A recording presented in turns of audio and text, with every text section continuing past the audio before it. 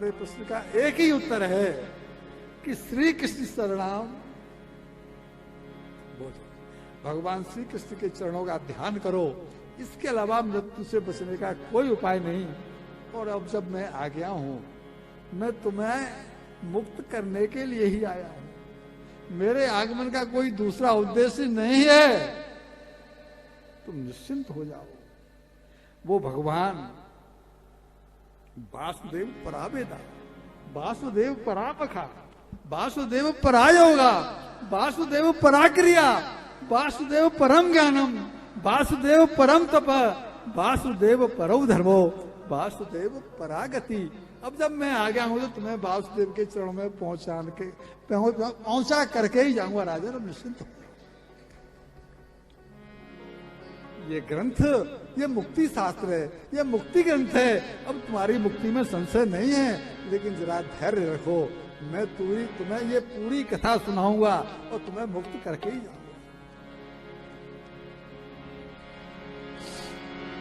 अधिक समय नहीं ले रहा हूं, यहाँ बहुत लंबा प्रसंग है अभी, क्योंकि 7:15 बज चुके हैं, 8 बजे कथा को ब्रह्म देना है। श्री वृंदावन का स्थल हो, भजन गाएंगे तो फिर कथा कैसे होगी। और मुख में तुलसी दल हो, मेरा सांवरा निकट हो। एकदम सटीक है, एकदम सटीक भजन लिया है, लेकिन जब प्राण तन से निकले, इतना तो करना स्वामी, जब प्राण तन से निकले, गोविंद नाम लेकर, जब प्राण तन से निकले, जब पंथ प्राण आवे, कोई रोग ना सतावे, यम दर्शना दिखावे, जब प्राण तन से निकले, इतना तो करना स्वामी, जब प्राण तन से निकले। बोलिए श्री बांके बिहारी लाल की जय। मैंने आपसे आज्ञा ली कि मैं शॉर्ट में चलूं, तो अब वो कथा को आगे बढ़ाते हुए कहते हैं, राजन मैं तुम्हें पूरे ग्रंथ को सुनाता हूँ। ये मुक्ति ग्रंथ है, तुम्हारी मुक्ति करके ही मैं जाऊंगा। मैं आया ही इसलिए हूं कि तुम्हें मुक्त करके जाऊं। और कहते हैं कि एक बार ब्रह्मा जी के जो मानस पुत्र हैं सनकादिक, ये हमेशा 5-6 वर्ष की उम्र में रहते हैं।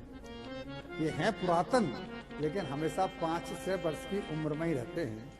एक बार ये भगवान के दर्शन करने के लिए गए, तो एकदा भगवतो वैकुंठ श्याम लात्मन, भगवान श्याम के दर्शन करने के लिए गए, तो उन्हें आते देखकर भगवान ने विचार किया कि मुझे अवतार लेना है। क्यों लेना है? कि पृथ्वी पर पापाचार बढ़ता चला जा रहा है।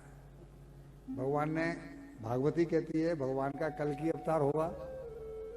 जो कल हम कहने से चूक गए थे, वो जो कल की अवतार होगा, ये वैष्णव माता उसमें भगवान की पत्नी बनेगी। कल जो रह गया था ना कि मैं तुम्हें कलयुग में जा करके धन्य करूंगा, तो ये वैष्णव माता जो है ना, वो भगवान कल्कि का जो अवतार होगा उनकी पत्नी तब ये बनेगी। तो उनका अवतार इस कलयुग में होना है। तो भगवान के दर्शनों के लिए गए, भगवान ने उनको आते देख करके प्लान बनाया कि इनको अपनी लीला में सम्मिलित कर लेता हूं, क्योंकि कोई न कोई तो भगवान को पात्र चाहिए। भगवान तो अकेले तो कुछ कर नहीं सकते। भगवान ने माया का सहारा क्यों लिया? जैसे बिना बिना टाके के सोने के जेवर नहीं बन सकते, बन सकते हैं, उसी तरह से बिना माया के सृष्टि की उत्पत्ति। और माया से भगवान कहते हैं, माया से हम शिकायत करते हैं, उदाहरण देते हैं कि आपने माया काहे को बनाई, जी माया हमें फंसा डालती है। तो भगवान कहता है कि मैंने तेरे को विवेक काहे को दिया है, तुझे विवेक दिया है ना, जिस समय पैदा हुआ उसी समय दे दिया था।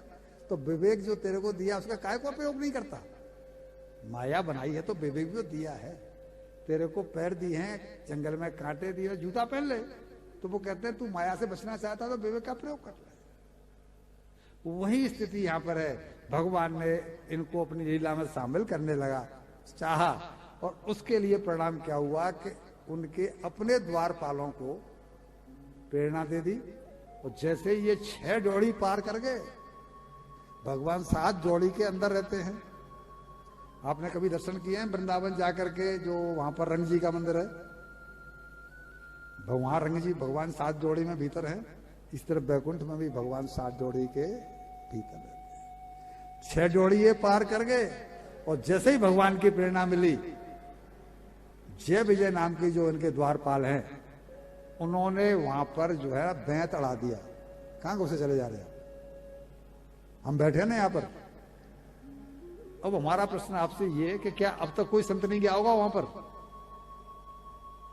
भगवान के पास संत जाते ही रहते हैं, भगवान के पास तो भक्त जाते ही रहते हैं, तो अब तक काय को मैं नहीं उड़ाया, आज ही क्यों उड़ाया? क्योंकि भगवान की लीला अभी सुनाया, सब खेल उसी का है।